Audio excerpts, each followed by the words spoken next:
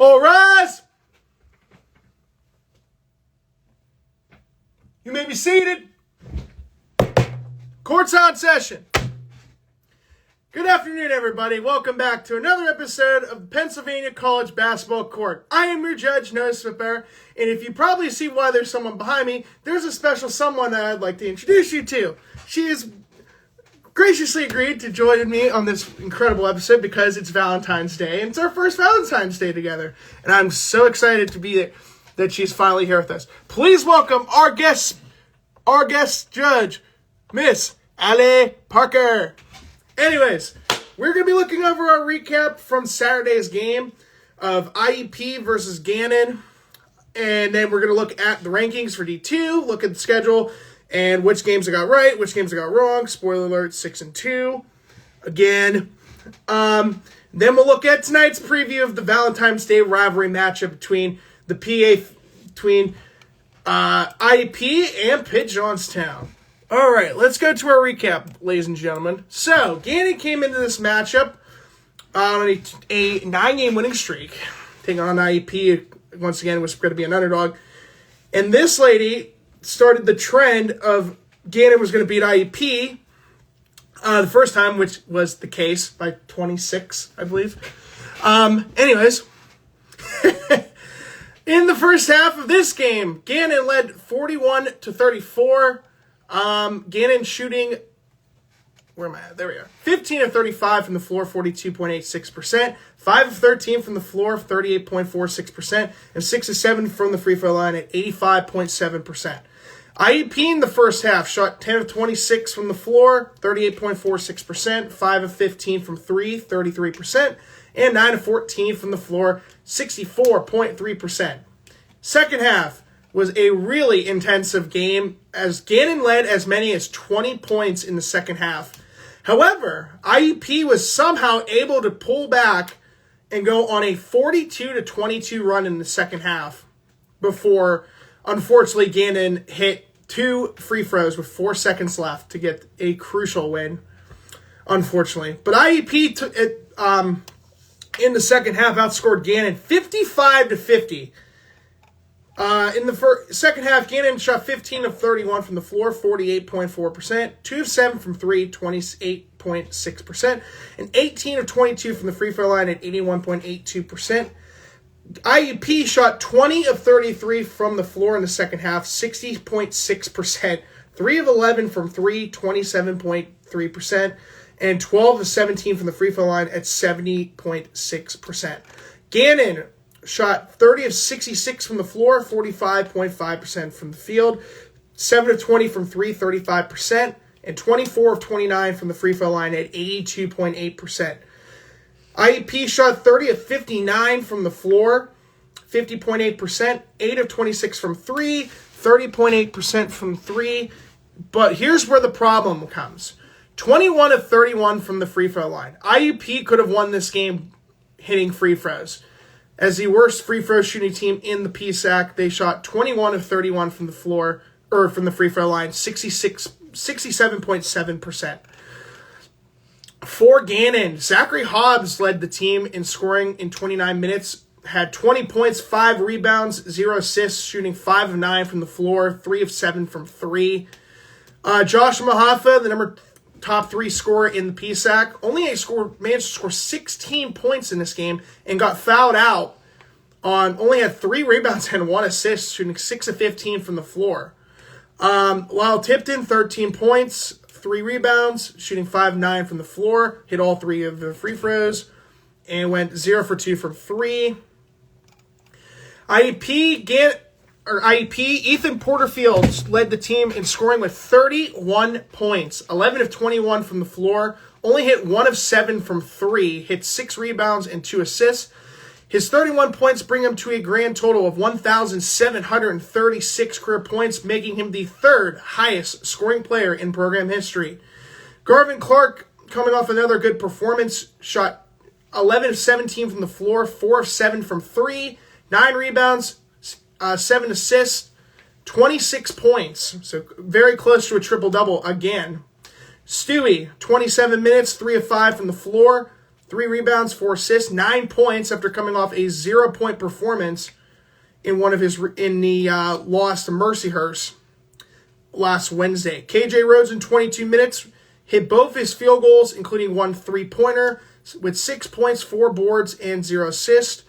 Bryce Radford had a bit of an off day, 1 of 6 from the floor and 1 of 6 from 3, had 4 points total. Josh Penno, the Italian Stallion, went flying high in the Indiana skyline on Saturday. Had 8 points, shot 1 of 2 from the floor, which was his dunk, 0-1 from 3, and hit all 6 of his free throws with 5 rebounds, in a total of 8 points with 2 steals. Gannon, unfortunately, prevails after a humongous comeback from IUP, down by 20. Then Garvin Clark hitting a massive 3 to tie the game at 89. But Gannon draws a foul, 2 free throw shots for Derek James, hits both of them. And then, unfortunately, Sart Furton almost hits the game-winning 3 at the buzzer. It goes in and out off the rim. Gannon improves to 21-2 with a 15-2 record in conference play. IUP is now coming off a second straight loss, 14-8 on the season and 11-5 in conference play. Now, looking at the rankings, a lot of teams in the Atlantic region still in play, but we got 3 teams right now in the P sector in the top 14, led by Gannon, who improved from their spot last week. They were ranked 8th. They're now 7th. East Stroudsburg was 11th, now ranked 10th. And then Cal ranked 16th, now ranked 14th, in a matchup that's going to be crucial coming up in 2 weeks. So with that being said, we now take a look at Saturday's matchups. Again, IUP losing to Gannon was one of the 2 games I got incorrect. The other one, congratulations, Andrew Schullis, Pitt Johnstown Mountain Cats. You have been chosen as the biggest stud of the weekend. Congratulations. You've somehow failed, Edinburgh. Edinburgh's the biggest stud of the weekend because they lost to Pitt Johnstown. Yeah, I, for some reason, thought Edinburgh was going to win because they beat Pitt Johnstown the first time. So, yeah, totally worth it. So, yeah, congratulations, Edinburgh. We'll see you Saturday, and you'll probably still be my biggest stud of the weekend, knowing my luck. But, moving on. Clarion at Seton Hill. Seton Hill winning by 6. Cal beating SRU by 11. Where am I at? East Stroudsburg beat Westchester by 29. Shippensburg beating Kutztown by 41. For a team that's been a disappointment. Keep this Shippensburg game in mind in just a moment because it's going to be crucial what I'm about to say here in just a moment. Millersville beating Bloomsburg by 18. No surprise there. Shepherd beating Mansfield by 17. Now, this is where things get interesting. Going into tonight's matchups, we look at the standings in the PSAC. We have 7 of 12 spots have been clinched in the PSAC Conference Tournament for the 2024 season. In the East, East Stroudsburg leads the way at 20-2 with a 14-2 record in conference play. Millersville in second at 18-4 with a 13-3 record in conference play. Lock Haven is third at 15-6, 13-3 in conference play. Westchester, 11-6 in conference play with a 14-9 record overall. Shepherd in 5th at 10-12 with a 7-10 record in conference play. And for the first time in about a month or two, Mansfield is not in the playoff spot. Remember that Shippensburg game that we just talked about? How Shippensburg beat Kutztown by 41? Well, Shippensburg, despite being my pick for the biggest dud of the season, is in a playoff spot right now at 4-13 in conference play and an 8-15 record overall. I don't know how that's even possible. Mansfield is now out of the playoffs at 6-16 with a 4-13 record in conference play. Bloomsburg in 8th at 5-18, 3-14 in conference play, and Kutztown still the bottom of the barrel at 3-20 and 2-15 in conference play. In the West, Gannon, unfortunately, leads the top spot, and they're most likely going to get the 1 seed, barring anything crazy happening soon. 21-2 on a 10-game winning streak. They're 15-2 in conference play. That's my girlfriend, Ryan. Cal is second at 20-3 in conference play, or 20-3 on the season, 14-3 in conference play. IUP, despite losing to Gannon, despite losing to Mercyhurst, they, yeah, we know too. You saw her. Was it 2 weeks ago, right, Claria? 2 weeks ago, I think? Yeah, I think it was 2 weeks ago. IUP, despite losing both their games against the Erie schools, thanks to a Clarion loss, have officially made the PSAC tournament for the 16th consecutive year. Congratulations, IUP. You have now earned the 7th spot. Team 2 or 3. Yeah, I think it's 2. I think something like that. Anyways, so we have East Stroudsburg, Millersville, Lock Haven, Westchester in the East, all clinching. Gannon and Cal clinched last week, and an IEP clinching on Saturday thanks to a loss to Clarion. Gives them their 16th straight bid in the tournament. SRU is 4th at 11-11, 9-7 in conference play. Mercyhurst is in 5th at 12-12 with an 8-8 record in conference play. And Seton Hill is sitting in 6th at 13-10 with an 8-9 record in conference play. And the bottom 3 teams, these are pretty much going to be the 3 teams I already know are going to be out of the tournament. No surprises there. Clarion's drought's still probably going to continue again. The streak now will continue to 10 years since they made the tournament. 7-16 on the season, 5-12 in conference play. Edinburgh's 6-17 on the season, 5-12 in conference play. And the Shawless Pitt Johnstown Mountain Cats finally won their first game without their versatile point guard, Andrew Shaw, not being in the lineup.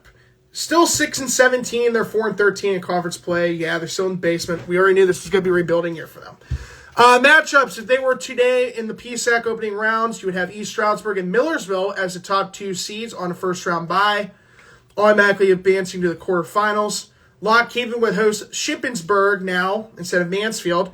And then Westchester versus Shepherd. This most likely will be the 4-5 matchup, barring anything crazy happening from here on out. In the West, most likely your top 2 seeds, unfortunately, it's going to be Gannon and Cal. As much as I don't like Cal or Gannon at that part. Mostly both. But anyways, the top 2 seeds, Gannon and Cal, most likely your first-round buys going into the quarterfinals. IEP is the 3 seed, most likely going to stay at 3 seed unless anything crazy would happen, like Cal losing another game before facing IEP in 2 weeks. SRU would face Mercyhurst at home at the Morrow Fieldhouse, and then IEP as a 3 seed would host 6 seed Seton Hill, which we will see in 7 days from now. So that's what we got there. Now we got our previews for tonight's matchups. The first game on the list is my most important game on the list. We got Shippensburg and Mansfield. This is a huge game that's going to most likely determine the 6th seed in the PSAC East. Shippensburg holds that 6th seed right now at 8-15 with a 4-13 record in conference play. Mansfield is 7th, trying to end an 11-year playoff drought at 6-16 and 4-13 in conference play. Millersville travels to Shepherd. The Marauders are 18-4, 13-3 in conference play. Shepherd 10-12, 7-10 in conference play. 10th ranked East Stroudsburg traveling to Lock Haven. This is a big matchup because Lock Haven won the first matchup between these 2 teams earlier in the season. Kutztown traveling to Westchester. Kutztown, basically a basement team, probably going to most likely win maybe another game or 2. But already a 20-loss season for them. Congratulations, Bears. Clarion traveling to Cal. Clarion 7-16, 5-12 in conference play. Cal 20-3, ranked 14th in the country, and 14-3 in conference play. SRU traveling up north on I-79 to Gannon. Play at the Haggerty Family Event Center at good old Cathedral Prep High School. Yeah, I don't like the Ramblers either. SRU 11-11 on the season, 9-7 in conference play. 7th ranked Gannon is 21-2 and 15-2 in conference play. Mercyhurst 8-8 in conference play, 12-12 on the season, traveling to Edinburgh, about 20 minutes south on 79. Big matchup here because Edinburgh won the first matchup at the MAC, despite Edinburgh being 5-12 in conference play and 6-17. And then finally, our Valentine's Day Maverick matchup will be the Battle of PA 56. Pitt Johnstown traveling up west, up through the Commonwealth Valley, into the town, in through Indiana County, to take on the Crimson Hawks in downtown Indiana tonight. Preview. IUP comes into this matchup 14-8 with an 11-5 record in conference play. Still third in the PSAC West, which is most likely where they will stay, barring anything crazy happening. They lost by 2 points to Gannon on a 2-game losing streak right now. Pitt Johnstown 6-17 on the season, 4-13. They're dead last in the PSAC West. They won by 7 against Edinboro. Pitt Johnstown got its first win in the Andrew Shawless era. Congratulations, guys. Now, this is the 68th all-time meeting between these two programs. IUP leads the series 50-17. And the last time these two teams met, it was an absolute stressful game, to say the least. I was streaming this game at home with my mom, and man, was it a stressful game, to say the least. Kromka missing the potential game winner at the buzzer. IUP held on to win by 1 point on January 17th, 2024. As we look at the statistics of Ethan Porterfield's incredible career, speaking of him being ranked the third highest scoring player now, he sits only 12 points from a familiar dude that I remember all too well, my good friend Jacobo Diaz. He is only 12 points from Chassin Kobo for second all-time in IUP scoring. Field goals made, he is at 648, and he's four buckets field goals attempts made from passing Kobo for fourth all-time. He's 6 from being third all-time, passing Jack Crossan. So he may potentially be from top 5 into the top 3, and may potentially be top 2 heading into Saturday's matchup with Edinboro. Career 3 points made, he's still 6 at 214. He's still 16 from passing Anthony Glover Jr. for 5th all-time. Rebounds, he passed Robert Masinko on Saturday. He is now 5th all-time in rebounds, and he's 3rd all-time in blocks at 157. Rebounds, he has 831 career rebounds.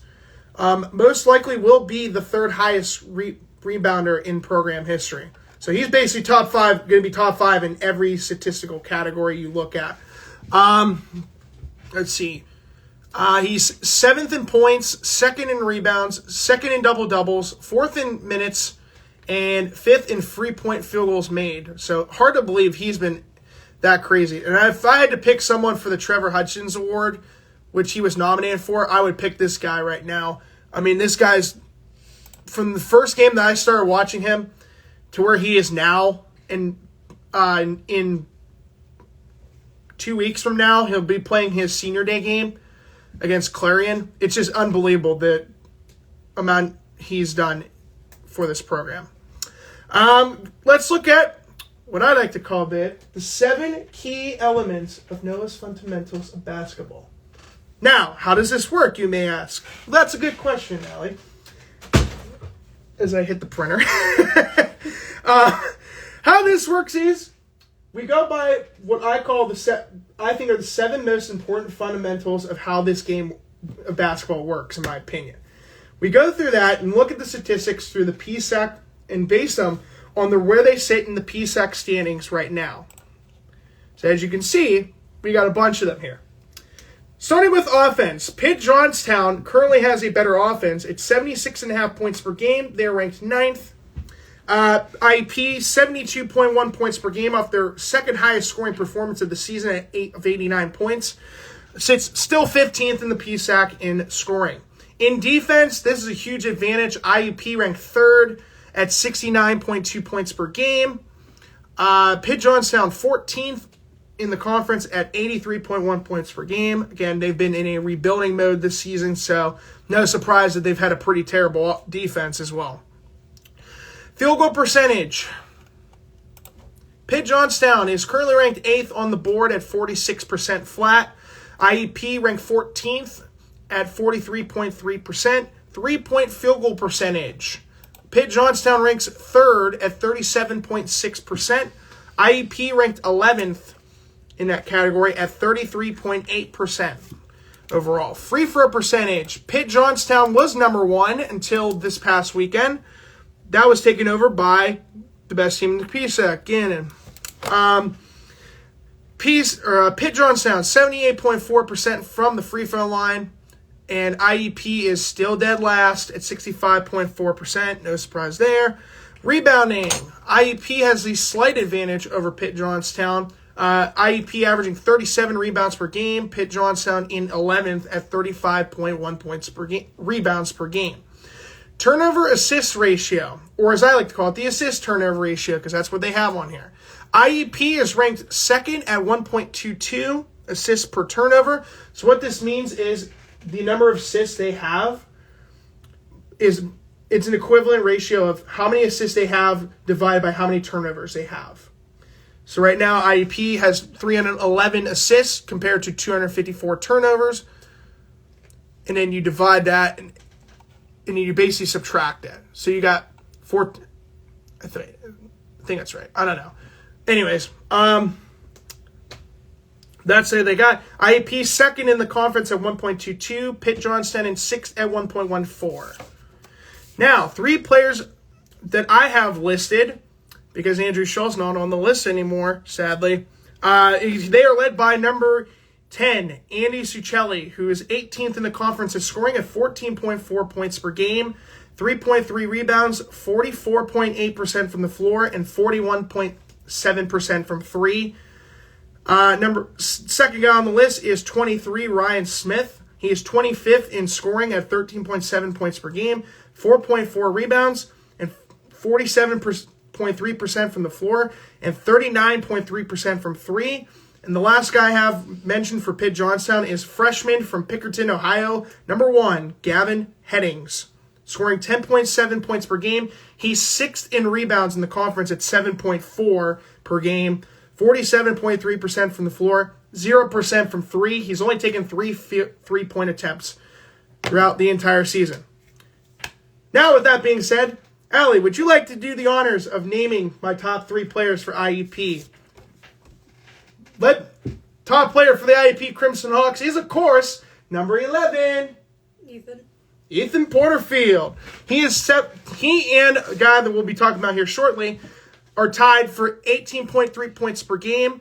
Ethan is tied for 7th in scoring at 18.3 points per game. He's second in assists or rebounds at 9.2, shooting 45.1% from the floor and 35.5% from 3. Next on the list is Garvin Clark, number 1, who is tied with Ethan at 18.3 points per game. He's 9th in rebounds at 6.9 per game, 43.3% from the floor, and 28.3% from 3. Last but not least, number 4, Bryce Radford. Coming off a 3-point game where he only shot 1 of 6 from the 3 and from the floor, is scoring 12.8 points per game, 0.9 rebounds, 41.5% from the floor, and 42.3% from 3. Now, 3 keys of the game. First one. Right here. Let's say no love. Yep. Okay. No love for? No love for you, PJ. Do you think I have a huge fan base for Pitt Johnstown? No, I do not. I do not like Pitt Johnstown. Yeah, because they're our PA 56 rivals. You really think I was going to have love for them? Nah, that was too easy. Here's my next question. The next key. So here's the question. IEP will beat Pitt Johnstown by 1. So what would be a key situation for IEP to win by? More than what? They won by 1 point. They won by 1 point.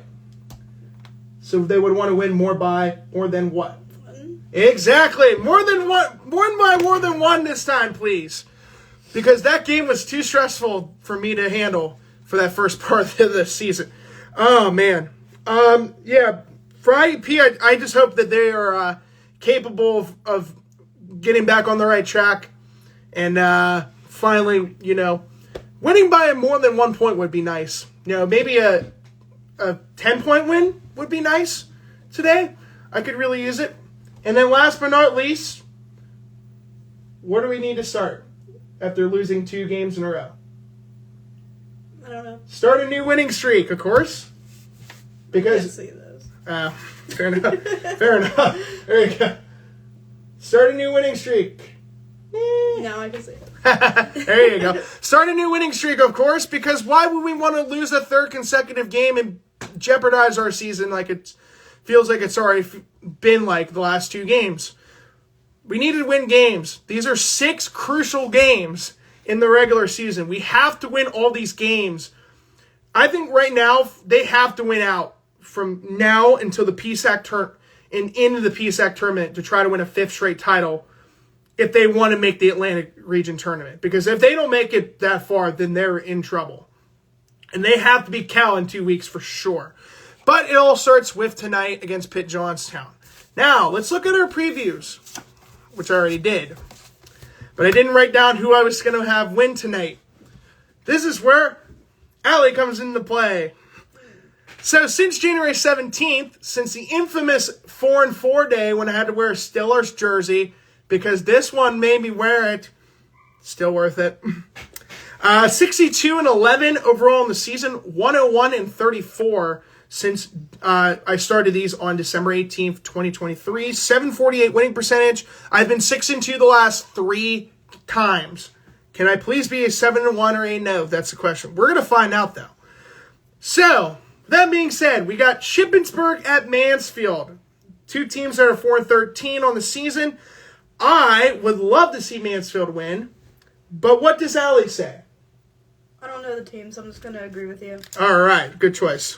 We're picking Mansfield on this one. I think Mansfield is due for a freaking win, man. They are due for a win. They've lost their last 4 games by total 12 points, I think. At some point, they have to win a game. And this is their most important game of the season. Either they win this game, they have a chance of defending their number of getting into the playoffs for the first time in 11 years in the PSAC tournament, or their streak continues and we have to wait another year. And I thought this team actually had a chance. Millersville at Shepherd. Give me Millersville in this one. I'm going with Millersville. What say you? I can't even see the card. I'm just agreeing with you. All right, cool. So she agrees. We're going with Millersville. I think this is an easy pick.